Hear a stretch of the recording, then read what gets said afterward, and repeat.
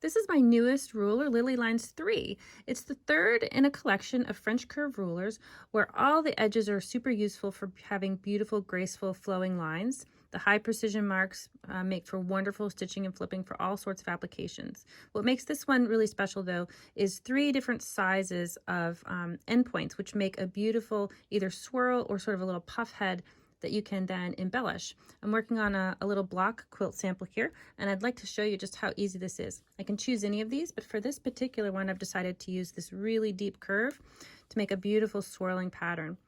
I'm simply marked where I want my ruler to intersect with here at this point of the registration line, and again over on the 45-degree angle right there. I have an outline drawn on this quilt just to show you where it's going to go, but that's not really necessary. So I'm going to line up my pre-marked precision line so that I see that my needle will hit exactly on the registration line here. And again, I'll do the same for this little dot over here with that particular precision line. And once I get those two lined up, I'll be ready to quilt. Okay, and here we go.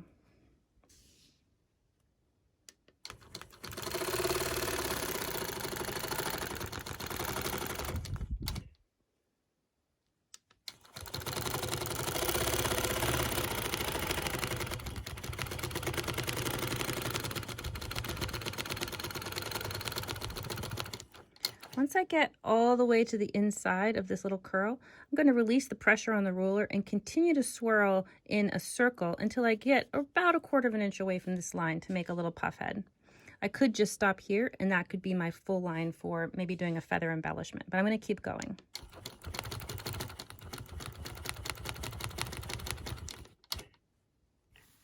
So now that I have the full circle, I will simply realign my ruler so that I can do more or less an echo back to the beginning and make myself a beautiful spine that I can embellish.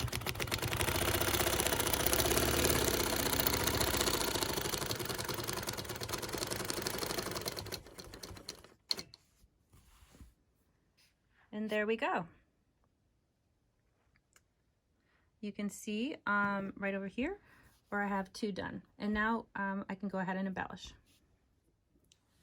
Another thing that we can do with these various size little puffs is actually use the center drilled out hole. There's one in the center of each of these, and center that in the middle of an area that we want to uniformly place either a swirl or a little puff head in the middle of.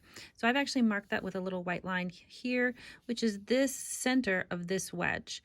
So I'll simply put my registration line, which I've decided is that point right there, on the 45-degree angle line so that I can consistently continue to match that line exactly with the registration on the quilt top.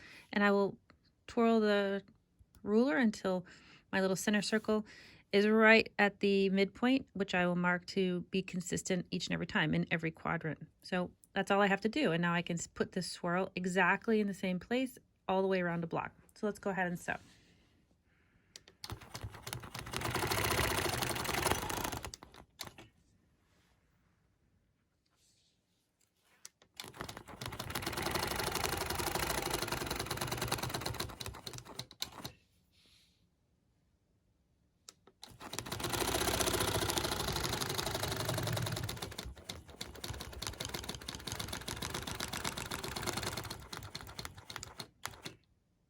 Once I reach the deep inside corner of any of these little puffs, I could stop and simply start over. I could turn this into a feather curl with only a spine, but I'm going to actually press the hopping foot against the corner here and continue to curl in a circle until I get very close to this outside line and basically make a little puff head similar to this guy over here.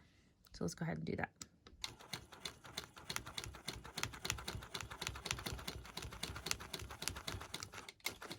And once I've gone in as much of a circle as I want, I'm going to realign my high precision mark with where I started from and press against the outside edge here so that when I back up, I'll make a very consistent returning spine on all of my wedges.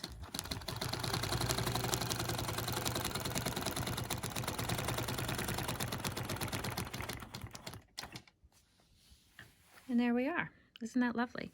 Now I can simply go ahead and do the other side of this wedge, or I can embellish this side. So I'm going to just go ahead and embellish it right now for you with some feathers that go all the way around.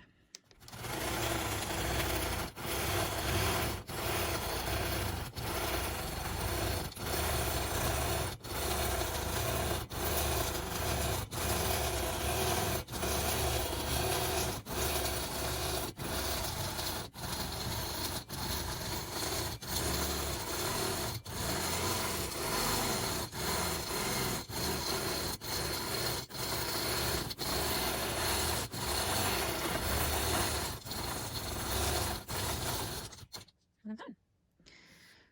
These beautiful spines can be used in so many different ways on quilts, and I hope that you'll enjoy just using your imagination and appreciating just how much fun that we can have with having beautiful deep curls, long steady swoops, and these awesome little puffs for making perfect curls and little puff heads.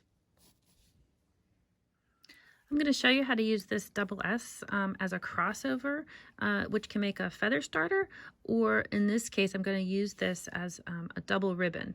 So I'm going to show you how to use a double ribbon and make a doubled over spine. First thing I'm going to do is arrange my ruler so that the crossover is in the right spot. I'm going to be using this long swoop here, connecting with my center drill mark on the center of my space and my registration mark down here. So I'll be quilting the outside of this particular ribbon first. Here we go.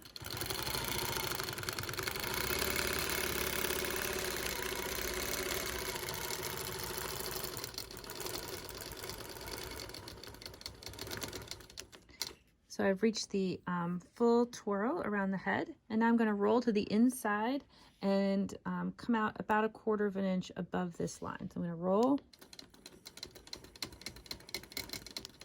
about 1/4 of an inch.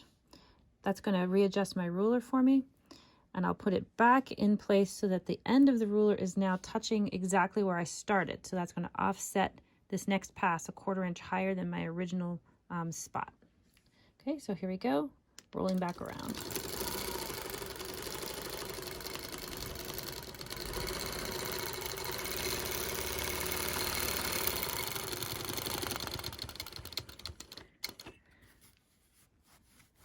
So what that looks like now is a doubled over spine. And now when I do this side, I'm at the higher part. So when I come on this side, I'm going to end up actually on what is the inside curve. So this time I'll have to roll to the outside in order for this to continue to work. All right, so I'm going to realign my ruler. Center drill hole right on this midpoint line. And we're ready.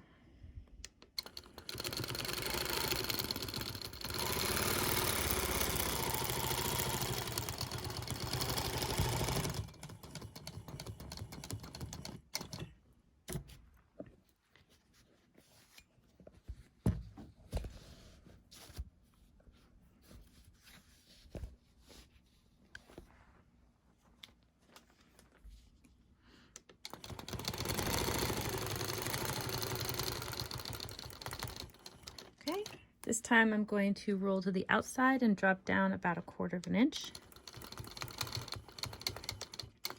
And then drop my ruler down. Realign my spot so that my initial starting point is now going to be connecting at the finish point here on the ruler. Okay, here we go back around.